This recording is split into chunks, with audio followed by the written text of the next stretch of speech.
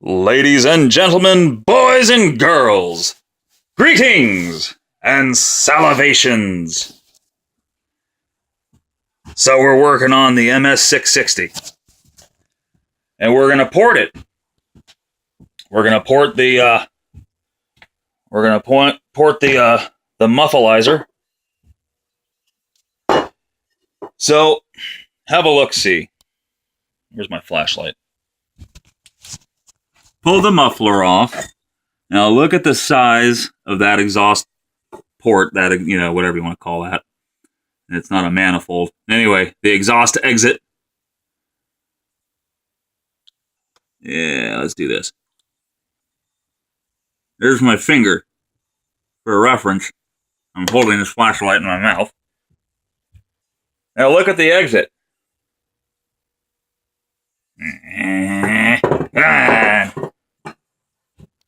Yeah, maybe that'll work. There's your exit. That's it. There's a little pizza slice out of it here too. Let's see if you can see that. See, there's that little hole right there too. There's my finger, for reference. Gosh, that's hard to see.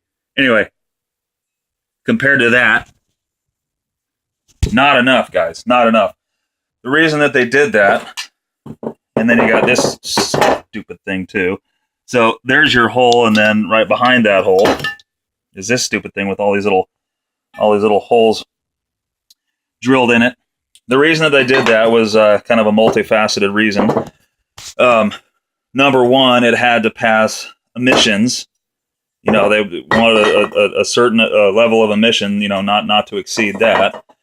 And so by restricting your exit on your muffler, a couple of things happen. Number one, well, your saw just can't run as fast as well as it would if it was just wide open.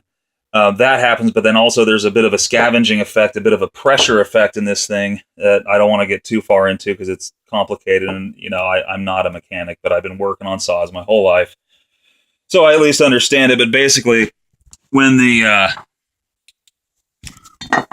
intake fuel is forced into the cylinder and the exhaust gets pushed out, there's a little bit of pressure in here, just enough that it will tend to want to push the unburned new fuel back in to the combustion chamber as opposed to letting it escape out the exhaust, causing a lot of smoke, right?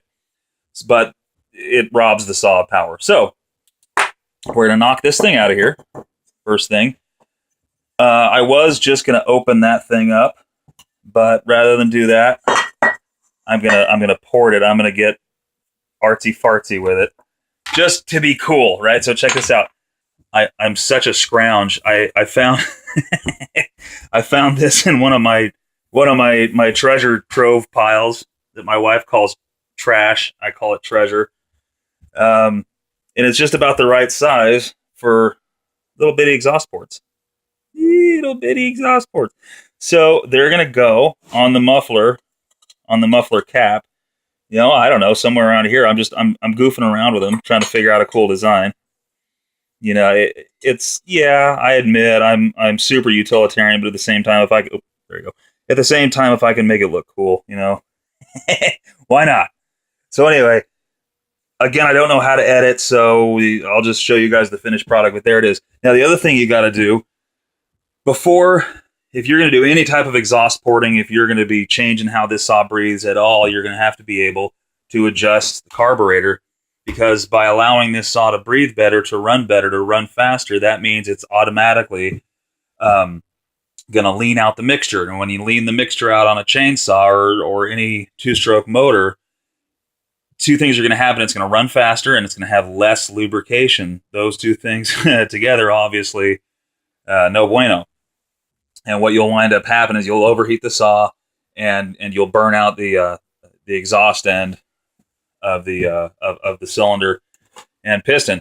So, in order to adjust the carburetor, of course, Steel and Husqvarna and every other chainsaw manufacturer since probably the 70s knew knew that they couldn't trust us to be tinkering with their saws, plus EPA regulations, blah, blah, blah. So what they did is they installed limiter caps on the carbs. So, here goes the saw. So let's see if I can show this to you. You've got to pull the limiter caps off so that you can adjust the saw. So down in there, come on now. There we go. Down in there, see that red limiter cap? I already pulled the one off of the low speed adjustment.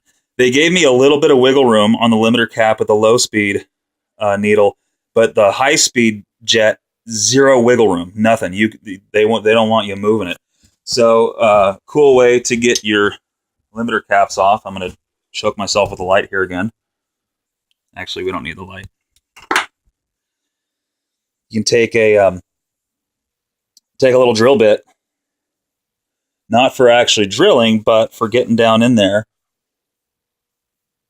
and just kind of grabbing that limiter cap and pulling it out. Is it going to go?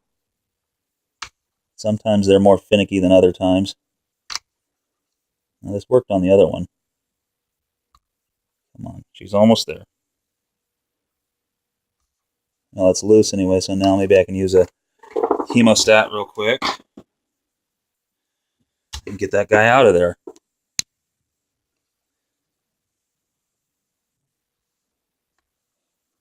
Come on, you little turkey.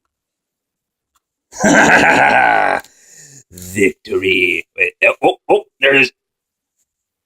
This thing goes over here in the special limiter cap resting place. That's where you live now. So there it is. Now we can adjust our carb like normal human beings. You see, they just got the regular slot adjustments now. Those limiter caps are out of there.